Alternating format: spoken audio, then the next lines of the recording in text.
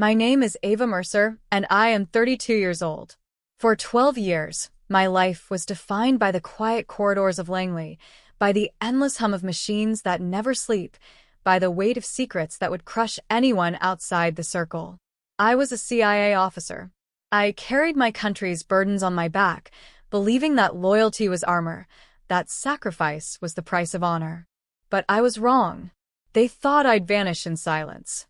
They thought a few whispers of instability would be enough to bury me alive. They forgot I was trained to survive in the shadows they created. And that mistake, underestimating me, was the last one they ever made.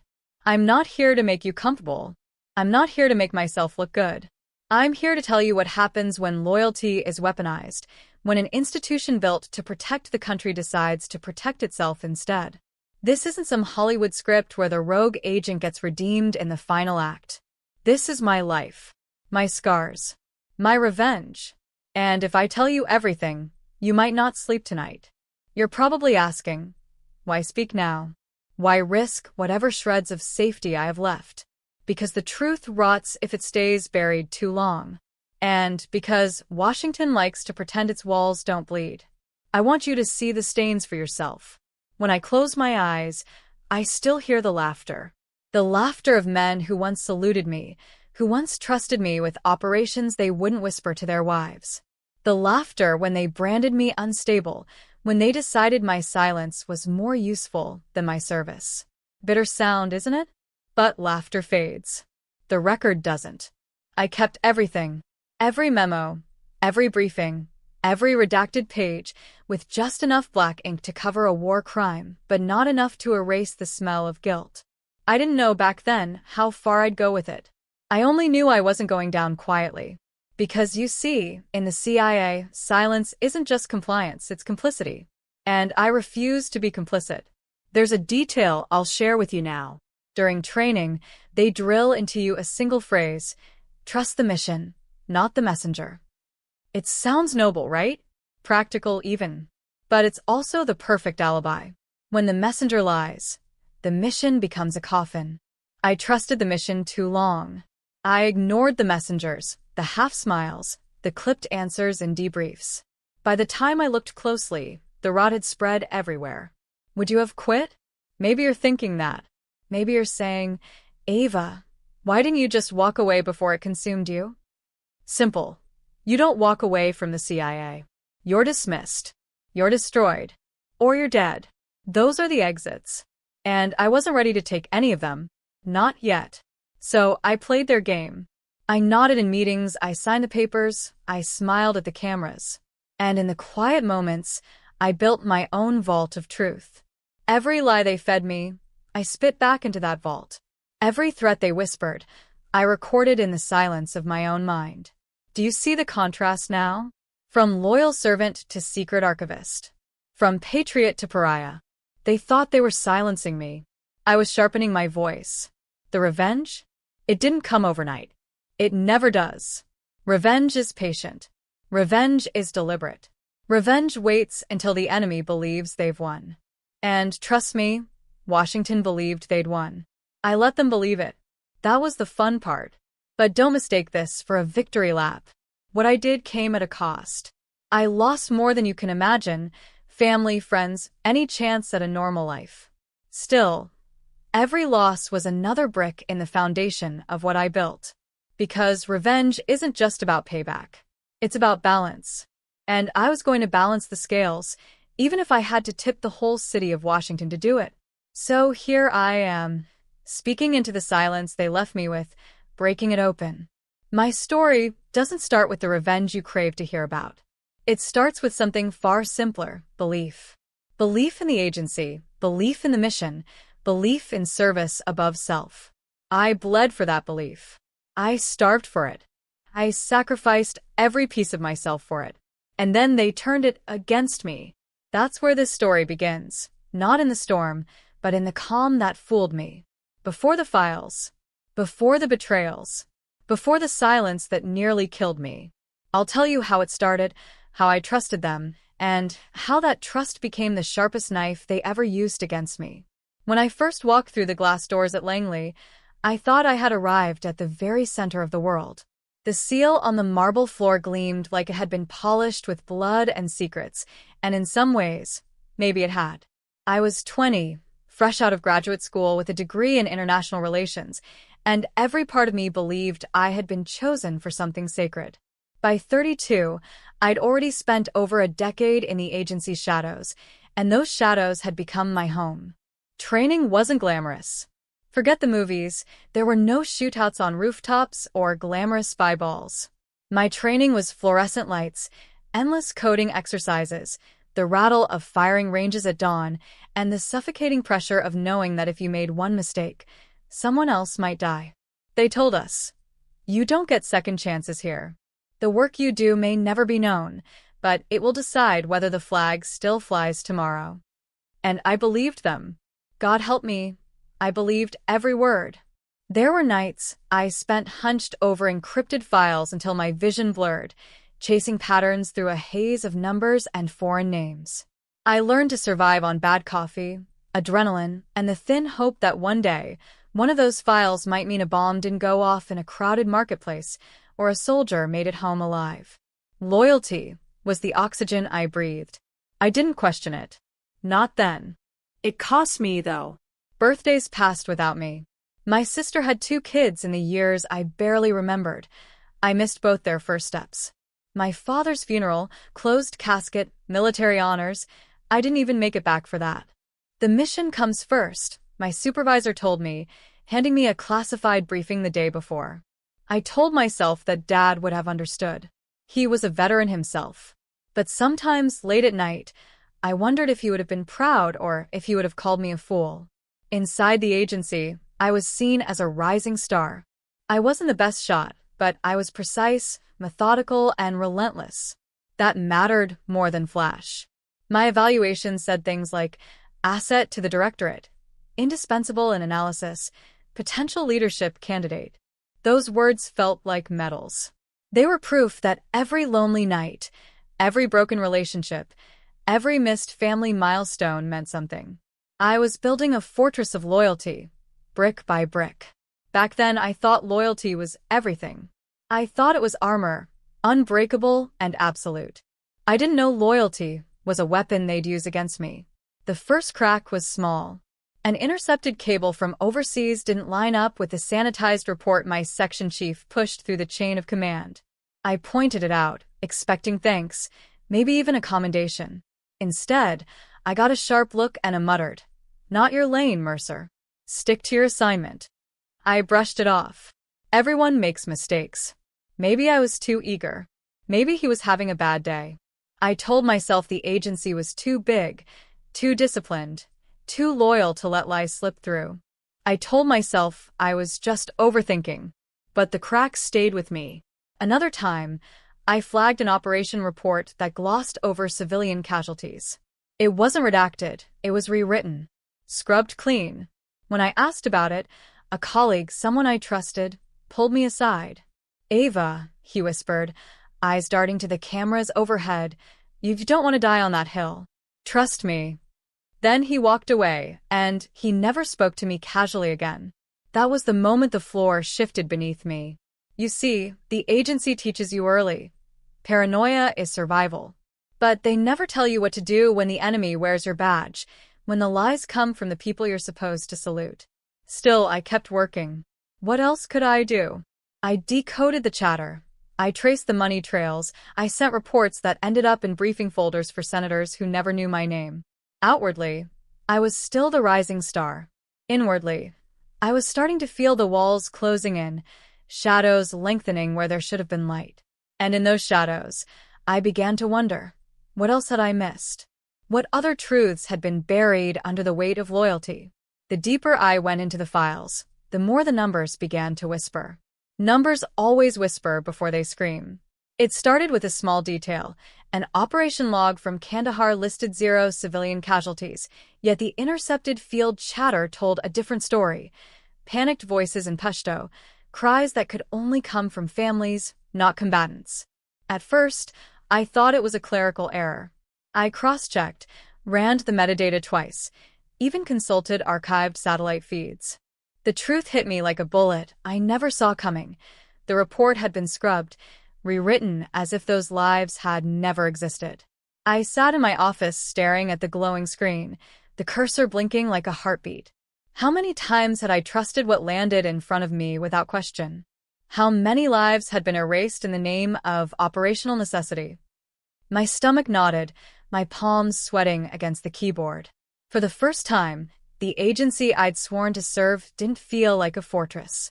It felt like a lie wrapped in marble and glass. I took the report to my section chief, sliding the folder across his desk. "Sir, there's a discrepancy. The cable from field intercepts doesn't match this after-action report. Civilians died. It's not listed here." He barely glanced at the file. His jaw tightened, but his voice stayed calm. Too calm. "Drop it, Mercer. That's above your clearance. Stick to your assignments." "Above my clearance?" I asked, heat rising in my chest. The data came through my desk. If it's a mistake, it should be corrected. He leaned forward, lowering his voice until it was more threat than whisper. "Drop it, or you'll regret it." That was the first time anyone in the agency openly warned me. It wasn't advice, it was a leash tightening. I walked out of his office with the file tucked under my arm, but I knew something had shifted. Every camera in the hall felt like an eye trained on me. Every colleague's nod felt like a calculation. I wanted to believe it was paranoia, but in the CIA, paranoia is often just delayed recognition. My conscience gnawed at me. I couldn't unhear the screams from the intercepted chatter. I couldn't unsee the doctored lines in the report. Nights became unbearable. I'd lie awake replaying the phrase over and over. 0 casualties. A number that covered blood, bones, children. And I realized loyalty had become their favorite cover story. The pattern repeated. Reports were massaged, language softened. Target neutralized replaced family killed in crossfire. Structural damage erased the mention of a collapsed school. I collected them quietly, downloading what I could onto encrypted drives, hiding them where no one would think to look. Each file I saved felt like a betrayal of the agency, and yet, a defense of the truth. I remember one night in particular, the office almost empty, fluorescent lights buzzing overhead. I was scrolling through a classified cache when I stumbled on something worse than doctored reports, internal memos instructing analysts to harmonize field data before congressional oversight reviews. Harmonize, that was the word they used, as if truth were a song out of tune. My breath caught in my throat. This wasn't an accident. This was policy. I whispered to myself, the files I found were never meant to see daylight. From that moment, I knew I wasn't just suspicious. I was dangerous. Because once you've seen the machinery grinding human lives into convenient footnotes, you can't go back to blind loyalty. But the agency had eyes too. I started noticing changes. Colleagues who once smiled at me now looked through me, like I was already a ghost. My badge glitched at entry points, forcing me to wait while guards made subtle calls. Even my coffee was swapped out in the break room, like some petty reminder that I was no longer part of the circle. The paranoia wasn't just in my head. One evening, as I left the parking garage, a black SUV idled 2 spaces over, headlights off, engine humming low. When I turned my key in the ignition, the SUV rolled forward slowly, deliberately, before pulling away. No plates. No driver I could identify. Just a warning, written in silence. I tried to tell myself I could stop, that I could shove the files back into the digital dark and return to decoding chatter like nothing had happened. But every time I tried, I remembered the faces I'd never seen, the children erased by 0 casualties. The system I swore to protect wasn't protecting the country, it was protecting itself. And I couldn't unlearn that. So I doubled down. I built hidden caches of data, cross-reference names, dates, locations. The more I uncovered, the clearer the pattern became. Corruption wasn't an infection. It was the bloodstream. And I had just cut my finger on the vein. You might wonder why I didn't walk away then. Why not resign, vanish, save myself? Because walking away doesn't save you. The moment I saw those files, I became a liability. And liabilities in this business are handled. I wasn't free to leave. I was already marked. That's when I realized something chilling. The CIA didn't just silence enemies abroad. It silenced its own. And I was next on the list. The first official blow came wrapped in bureaucratic language, so polished it almost sounded polite. A memo slid across my desk stamped for internal review only. Inside, it stated I was to undergo a psychological fitness evaluation due to recent concerns about performance and conduct. That was their move, the oldest trick in the book. If they couldn't erase the truth, they'd erase the credibility of the person holding it. At first, I thought it was a mistake. I had evaluations stacked like medals, each one glowing, each one praising my dedication and precision. But when I walked into the psychologist's office, I knew exactly what was happening. He didn't ask about my work or my stress levels. He asked leading questions. Do you often feel people are out to get you? Do you find yourself obsessing over details others don't see? I answered honestly. He twisted it into pathology. The report landed a week later. Analyst Ava Mercer displays paranoid tendencies and an inability to maintain perspective regarding operational context. Translation? Unstable. Unfit. Liability. It spread like wildfire. Colleagues who once trusted me with sensitive briefs now whispered when I entered a room. Conversations stopped mid-sentence, replaced by fake smiles and forced greetings. I caught laughter more than once. Quiet, clipped, like they thought I couldn't hear. One day in the cafeteria, a former friend leaned across to another and muttered, just loud enough, "Careful, that's Mercer. She sees ghosts in the data." They both laughed. That laugh haunted me more than any classified file. I had given everything, birthdays, funerals, pieces of myself I'll never get back, and in return, they turned me into a punchline. Funny thing about being crazy, they only call you that when you're sane enough to expose them. The isolation came next. My assignments evaporated overnight. No more sensitive analysis, no more field intercepts. My clearance level, once high enough to walk through restricted wings without question, was quietly downgraded.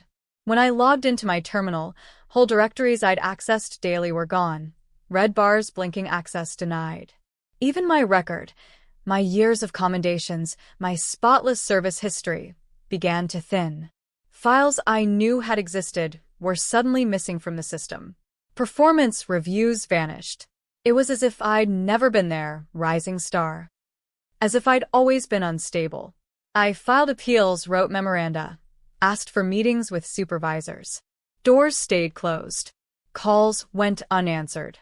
I was left in a gray cubicle with nothing but busy work, translating low-level chatter, verifying already confirmed reports. It was the CIA equivalent of being locked in a broom closet. Some nights, I wondered if they'd won.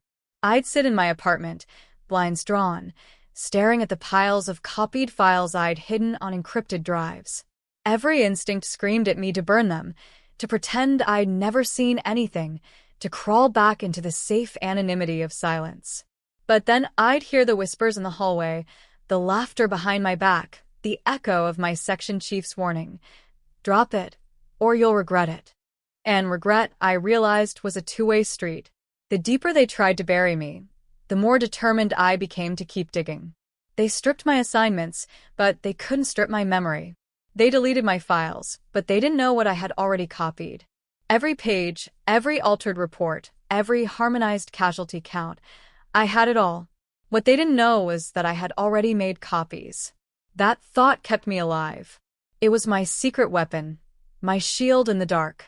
They believed they were erasing me. In reality, they were giving me time to organize, time to connect the dots, time to plan. I started seeing the patterns more clearly. Every deletion, every denial, every whispered insult was confirmation. The agency wasn't just protecting its image. It was protecting something bigger. Something Washington itself couldn't afford to have exposed. I didn't know all the names yet, but I knew the smell of rot when I breathed it in. The despair was real, though.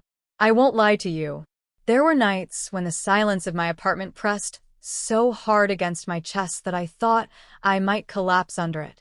Nights when I looked at my own reflection and barely recognized the woman staring back. The patriot had been stripped away. The pariah remained. But here's the thing about despair. It's a crucible. And in that crucible, something hardened inside me. I stopped asking why this was happening. I stopped waiting for someone to swoop in and clear my name. Nobody was coming. Nobody ever does. So I began to prepare. Not for survival. That's what they expected, but for something they'd never imagined from the woman they'd written off as unstable. I prepared for revenge. Because loyalty, once shattered, doesn't rebuild. It sharpens. It becomes a blade. And mine was ready to cut. The end didn't come with a bang. It came with paperwork. A thick envelope marked confidential landed on my desk one morning, delivered by a courier who couldn't even look me in the eye. Inside was a notice of termination citing gross misconduct and compromised mental fitness. They accused me of mishandling classified data, of erratic behavior, of endangering operations.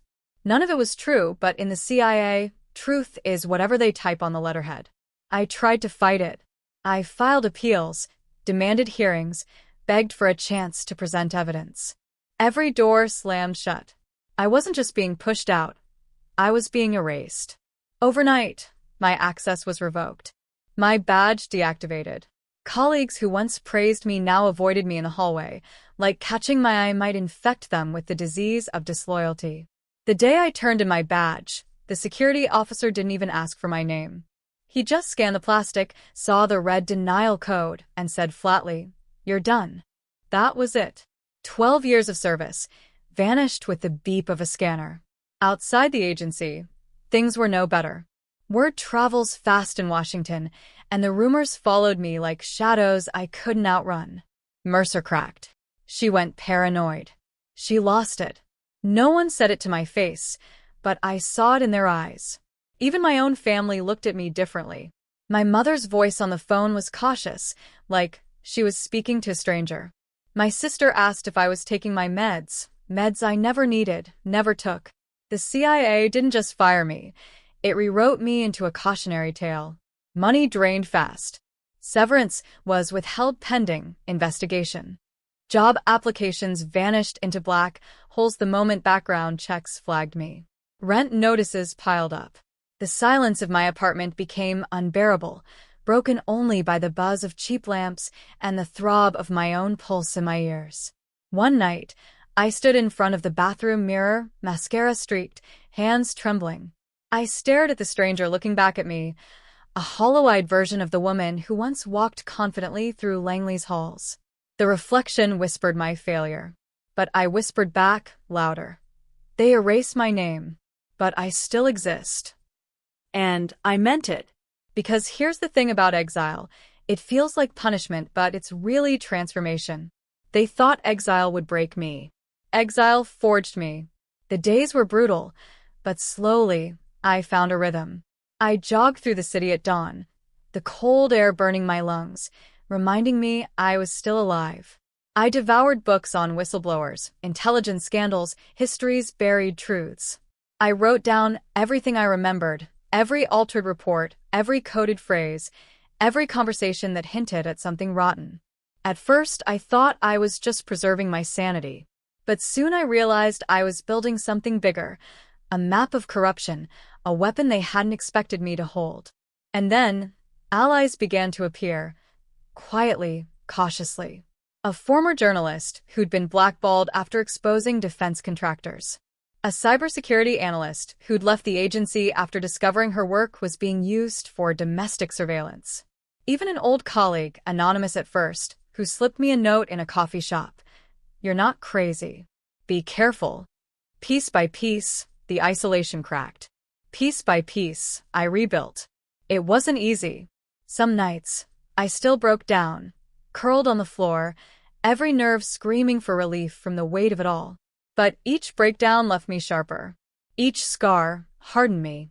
I stopped longing for the agency to take me back. I stopped craving the approval of colleagues who had sold their loyalty for comfort. Instead, I began to crave justice. You see, revenge isn't a sudden fire. It's a slow burn, a coal that glows in the dark until the right breath turns it into an inferno. And I had more than enough coals. They thought they'd cast me out into silence. But silence is where people like me thrive. Silence is where we sharpen. Silence is where we plan. And I had a plan. Exile gave me nothing but silence, and silence gave me freedom. For the first time in 12 years, I wasn't bound by clearance codes, supervisors, or the invisible leash of agency loyalty. They had cast me out, branded me unstable, erased me from their records. But in erasing me, they'd also erased their control. And I had copies. The first leak was small, surgical. A single file, chosen carefully, sent through encrypted channels to a journalist I knew still had a spine. It detailed a covert operation in Eastern Europe, an op reported as successful, but riddled with civilian casualties. In the official version, the target had been neutralized cleanly. In the truth I released, entire neighborhoods had been reduced to rubble. The article hit within days, and though the agency called it misinformation, the images backing it up were undeniable. Washington flinched just a little. From there, the war began. Not the kind fought with guns and bombs, but with files and truth. Every document I released was a knife in their empire. I built networks, journalists, watchdog groups, whistleblower forums that thrived in encrypted corners of the internet. We moved like ghosts, trading intel under code names, verifying authenticity, covering our trails. One day, it was a redacted memo showing how contractors funneled millions into the pockets of lobbyists. Another day, it was an internal briefing admitting surveillance programs had monitored senators and judges under the guise of foreign intelligence. The rot was everywhere. Shady contractors billing the government triple for substandard equipment. Politicians on payroll, smiling on television while signing off on blood money. Black sites off the books, where detainees vanished without even the courtesy of a record number. The more I fed, the hungrier the world became. Each headline made the agency scramble harder. I watched as congressional staffers demanded closed-door sessions. I saw the director's face on television, stone stiff, denying everything while his eyes betrayed panic. Of course, they didn't know it was me. Not yet. Inside Langley, the witch hunt began. Task forces were assigned to identify the leak. Security protocols tightened. Friends still inside sent word through careful channels. They're tearing the place apart looking for you. One night, over bitter whiskey in a dark apartment, a fellow exile asked me, "You're not scared they'll find you?" I smiled, exhaustion dripping off me, but resolve sharper than ever. I hope they do. Because the truth was, fear had already burned out of me. Once you've been erased, once you've lost your name, your career, your family's trust, what's left to fear? The agency moved like a cornered animal. Subtle threats reached my door. My phone buzzed with silent calls at 3 a.m. A stranger sat across from me at a diner and slid a note onto the table. Stop or disappear. I crumpled it up and ordered another coffee. Let them know I wasn't afraid. But inside, I was careful. I built redundancies. Multiple caches of files hidden in safe houses, stored under identities they didn't know I possessed. Allies across borders who agreed to release everything if I vanished. If they took me out, they'd only accelerate their own downfall. It wasn't paranoia, it was strategy. The releases escalated. I didn't just show corruption. I mapped it.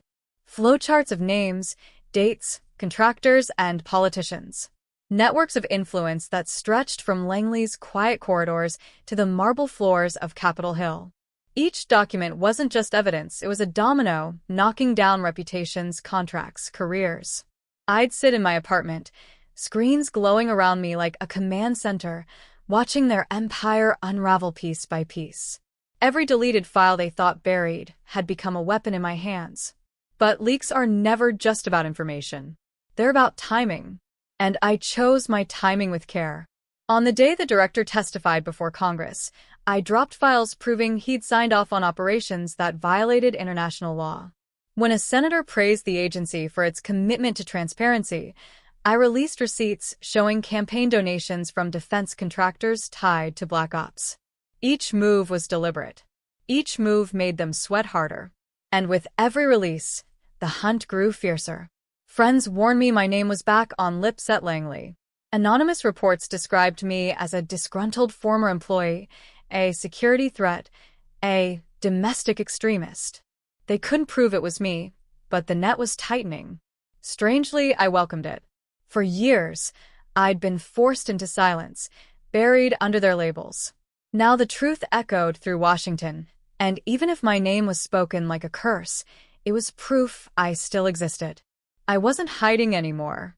Washington doesn't panic, it recalibrates, until the morning my leaks turned from whispers to thunder. Emergency hearings. Inspector General probes. Headlines stacked like sandbags. Civilian deaths misreported. Contractor cash funneled. Memos contradict briefings. Anchors called it the biggest intelligence scandal in decades. I watched on a battered television. The director lifted his hand and swore to tell the truth. His voice was even, his eyes were not. Senators pressed about oversight and authorizations. He spoke in acronyms and fog. Then the chair raised a page, my timing, and read the line that ended the performance. Harmonize field deaths prior to oversight review. The room froze. Arrests followed, quiet and federal. Suits at dawn. Laptops bagged. Door shut. A procurement lead. A deputy who signed payments. A retired colonel recast as strategic advisor. No perp walks. Washington prefers its shame indoors. Still, word leaked. I helped it along. Resignations arrived with soft euphemisms. To spend more time with family. To pursue opportunities in the private sector. I clipped each statement like a botanist pressing dead leaves. Polite decay on letterhead. Behind the releases came calls to my burners. Offers. Bargaining, fear disguised as advice. One familiar voice said smoothly, "You don't understand what you're doing." "No," I answered. "You don't understand what you did." A rustle of paper. "We can fix this. Severance, references, a fellowship. Your name restored. All you have to do is stop." "My name isn't a stain," I said. "It's a witness." Threats wrap themselves in patriotism. National security implications. Lives could be endangered. Translation. Carry our fear for us. I refused delivery. I redacted junior identities, shielded sources, and triple-sourced anything that could be twisted. They had been reckless with truth. I would not be reckless with people. The narrative tilted. For years I'd begged for meetings. Now meetings begged for me. Reporters stopped calling me disgruntled and started calling me a protected source. Watchdogs built timelines for my evidence. I wasn't just in the story. I was authoring it. A congressional counsel met me in a food court where tray clatter masked microphones. "Is it as bad as it looks?" "Worse," I said.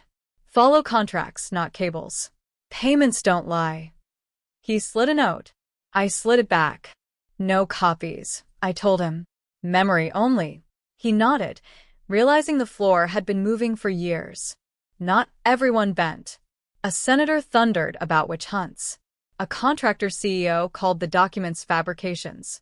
Meanwhile, their attorneys emailed politely, asking what, precisely, I had. I didn't reply. Let them fear the horizon. Inside Langley, the witch hunt grew teeth. An internal memo. "Thank you, anonymous friend," listed persons of interest, most women, many analysts who'd asked the wrong questions. The lesson was the same. Speak up, get burned. I leaked the memo. Hearing anchors read names of the almost accused felt like lifting a shield. The hearings hardened. Subpoenas bit. Immunity glinted. A deputy chief flipped. A contractor accountant traded spreadsheets for protection. In my head, a map filled with pins, black sites, shell companies, congressional suites. Each pin was a bridge I chose to burn. A burner rang. The voice was new and expensive. "You've made your point. Stand down." "I'm just warming up. You have no idea how high it goes." "I know exactly how low it sank." A pause. "Accidents happen. Not to me," I said, and ended the call. Fear still visited, but it paid rent. The city learned a new vocabulary. Protesters gathered outside a contractor's glass palace with signs that read, "We paid." They profited. Others died. The agency promised renewed transparency. I kept tempo. Each release slid like a knife between the ribs of narrative, never wild, always precise. Whenever they shouted misinformation, another document arrived to agree with me. Truth isn't fragile, it's heavy. Then a message hit a dead channel. I check only when the moon is wrong. He ordered it. No dates, no names. I didn't need them. I knew who he was, the man who told me to drop it, who laughed in the cafeteria, who signed the fitness evaluation that turned my career into a diagnosis. My section chief. Promoted now. Praised for stewardship during challenging times. The scandal had a face. The empire I was cutting bled from an artery with a smile. The past snapped into alignment. Downgraded clearances, vanished reviews, the SUV idling 2 spaces over. It hadn't been the agency in the abstract. It had been a man who believed I would break before he did. A reporter called, voice rubbed raw. We're hearing the director may resign. He will, I said. But my story doesn't end with a resignation. What does it end with? Accountability. I braided the next release. Emails, calendar invites, travelogues, a memkin in sloppy handwriting. It showed knowledge, timing, intent. It showed him. I didn't hit send. Timing is a weapon. Revenge is a clock. I wind myself. You're going to ask if I hesitated. I had already fallen. The only question left was who hit the ground first. Redundancies were in place. Mirror drives with allies. Deadman triggers ready to flood daylight. If they found me, they would bury themselves. Offers kept coming, smaller now, meaner. Think tank fellowship. Quiet retraction. A letter affirming your misdiagnosis. I laughed, quick, like breaking glass. They tried to end me with paperwork and whispers. I answered with daylight. But the final blow, that was personal. He made it personal the day he slid my name into a folder labeled fitness and taught the building to laugh. The city trembled. Good.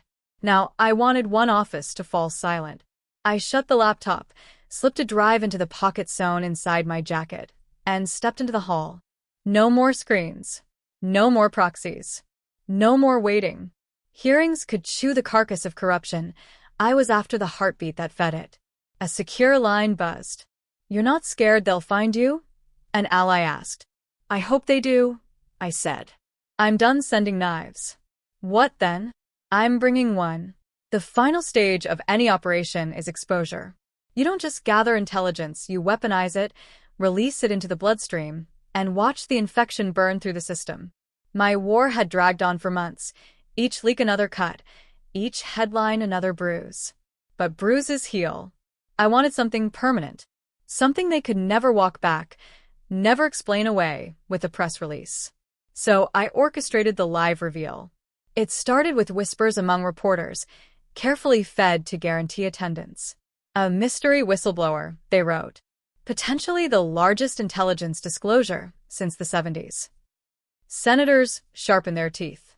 Networks rearranged their schedules.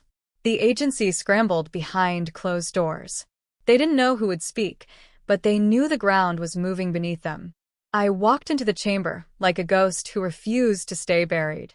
For the first time in years, I wore my real name, Ava Mercer, on the placard in front of me. The air cracked with cameras flashing, the buzz of live broadcast feeds carrying my voice into every home, every office, every bar where America tuned in for blood. The director sat across the aisle, jaw tight, knuckles white against the table. He had silenced me once with a folder stamped unstable. He wouldn't silence me now. When the chair recognized me, I leaned into the microphone. My voice was steady, sharpened by months of exile and fire. They wanted silence, I said, letting each word fall like a stone. I gave them an earthquake. Gasps rippled through the room. The hook was set. I unfolded the truth piece by piece. Altered casualty reports projected on screens. Emails instructing analysts to harmonize civilian deaths. Memos signed by the director himself approving operations outside oversight. Financial trails tying defense contractors to campaign coffers. Every document authenticated, every claim backed by evidence that had lived too long in the dark. The files you see here, I continued, are not the work of a rogue analyst.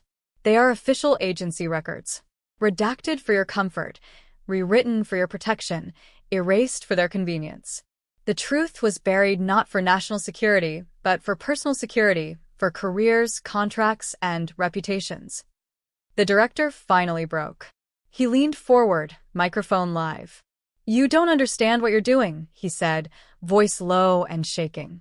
I turned to him, eyes cold. "No. You don't understand what you did." The chamber erupted. Senators barked questions. Reporters shouted over each other. Staffers rushed to verify the files I'd provided in sealed drives. The director's face drained of color, his empire crumbling in real time. I didn't stop there. I told them about the SUV in the garage, the whispered threats, the fabricated diagnosis. "They called me unstable," I said. "Funny thing about being crazy. They only call you that when you're sane enough to expose them." That line went viral before I'd even left the chamber. By the end of the session, the director had requested a recess. He didn't return. Within 24 hours, he resigned. Within 72, subpoenas landed on desks across Washington. Names toppled like dominoes: contractors, deputies, political patrons. Some tried to cut deals, some went to ground, others simply vanished into retirement and disgrace. For me, the payoff wasn't their downfall, it was my vindication.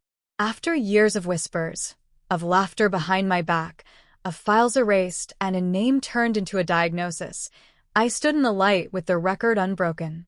I wasn't unstable. I wasn't a ghost. I was the voice that shook the Capitol. Outside the chamber, cameras swarmed me. Questions flew like bullets. How long have you been preparing this? Are there more files? Are you afraid of retaliation? I answered only one. The truth doesn't fear the light. Only the guilty do.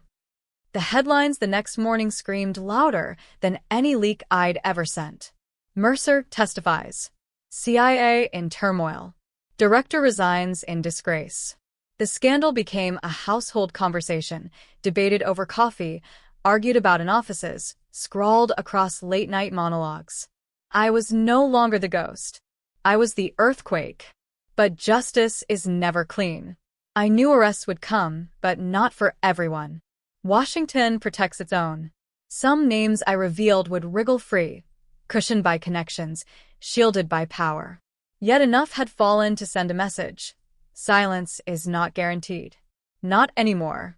At night, alone in my apartment, I let the adrenaline drain. The city trembled, but I was steady. I thought of the mirror, of the night I whispered. They erased my name, but I still exist. Now I existed louder than ever. Still, I couldn't ignore the shadows. In every victory lies another battlefield. Files still sat unopened. Names still waited in margins. The rot wasn't gone, it never is. And that's the part you need to remember. If you think this ends here, you don't know Washington. Revenge always comes at a cost. I won't lie to you. It cost me friends who vanished when the rumors started, family who doubted me, and any hope of a normal life. Silence would have been easier. Quiet would have been safer. But justice doesn't live in silence, and I refused to bury myself just to keep their secrets intact. What I gained wasn't peace. Peace is a luxury I may never know again. What I gained was something harder, sharper: truth, vindication, survival. I stood against an empire that wanted me erased, and I proved I still exist. They called me unstable. Today, they call me a whistleblower. Tomorrow, they'll call me something else. Labels don't matter. What matters is that the truth is out, and it carries my name with it. So now I'll ask you directly. Would you have stayed silent or risked everything? Drop your answer in the comments, because I know people will argue both sides. And maybe that's the point. Maybe the debate itself is proof that silence didn't win. This isn't the first story, like mine. And it won't be the last. Washington thrives on shadows, but shadows always leave outlines, and someone always notices. Today it was me. Tomorrow it could be you, or someone you know. If you want more stories that tear away the curtain, that show you the betrayals and the reckonings, make sure you like this video, subscribe to the channel, and hit the bell so you don't miss what comes next. because the war never truly ends. And if you think this was the final chapter, you don't know Washington.